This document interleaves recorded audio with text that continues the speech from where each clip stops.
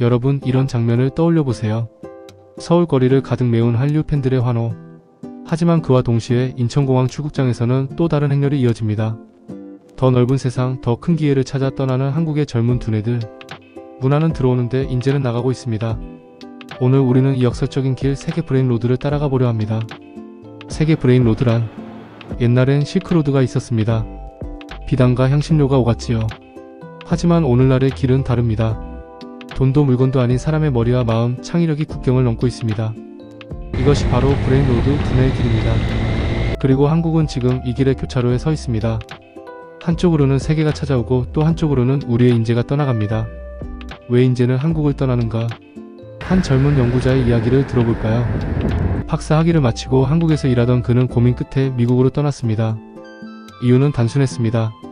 조건이 너무 달랐다는 것. 두뇌 유출 1위로 중국의 11배라는 뉴스 헤드라인.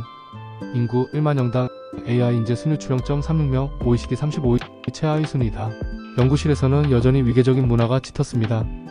윗사람 말 따르라는 분위기, 자유로운 토론은 쉽지 않았습니다. 또 성과 압박도 있었습니다. 논문은 언제 나오나? 결과는 왜 아직인가? 창의보다는 속도가 우선이었습니다. 그리고 삶의 질. 높은 집값, 끝없는 경쟁, 미래를 꿈꾸기엔 너무 버거웠습니다. 그는 결국 이렇게 말했습니다. 한국은 사랑하지만 여기서는 내 미래를 그리기 힘들다. 한류는 인재를 불러온다. 그런데 반대의 흐름도 있습니다. 한류 덕분에 외국의 젊은이들이 한국으로 몰려오고 있습니다. 어떤 이는 한국어를 배우기 위해, 어떤 이는 키스뷰티를 배우기 위해, 또 어떤 이는 스판 무대를 꿈꾸며, 그리고 또 누군가는 한국을 창업의 무대로 삼기 위해 찾아옵니다. 빠져나가는 K인재, 두뇌가 있는 동시에 끌려오는 두뇌도 있다는 사실. 이것이 한국의 또 다른 모습입니다. 대응과 변화는 있는가? 한국 사회도 위기만 보고 있진 않습니다. 정부는 연구개발 예산을 다시 크게 늘렸습니다. 2025년 29조 7천억 원.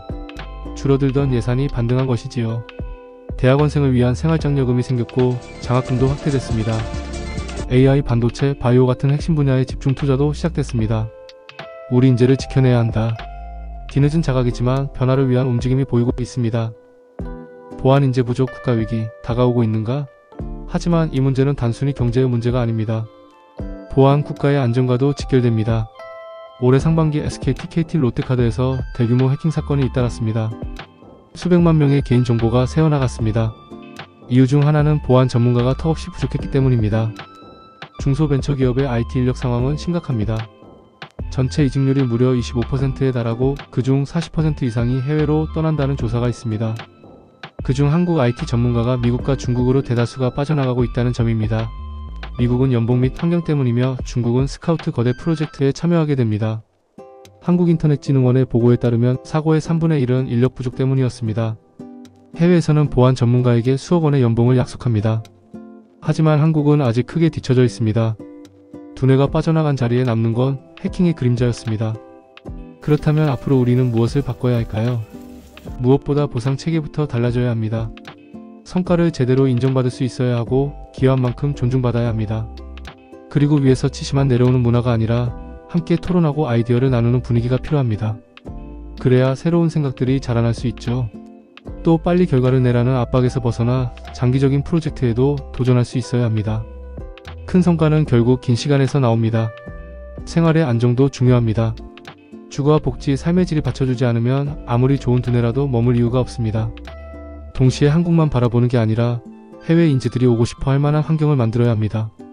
나가는 것만 막는 게 아니라 들어오는 길도 열어야겠죠. 그리고 한 가지 더, 기술과 정보가 곧 힘이 되는 시대에 보안 인프라는 기본 중의 기본입니다. 믿을 수 있는 안전망이 있어야 모두가 안심하고 연구할 수 있습니다. 결국 중요한 건 문화와 인재, 이 두 가지가 균형을 이루는 겁니다. 그래야 한국이 진정한 글로벌 중심에서 살아남고 미래를 주도할 수 있습니다. 해외 나가는 인재도 길게 보면 한국에 도움을 주기도 하지만 한국이 주요 무대가 되어야 합니다. 한류는 한국을 세계 무대에 세웠습니다.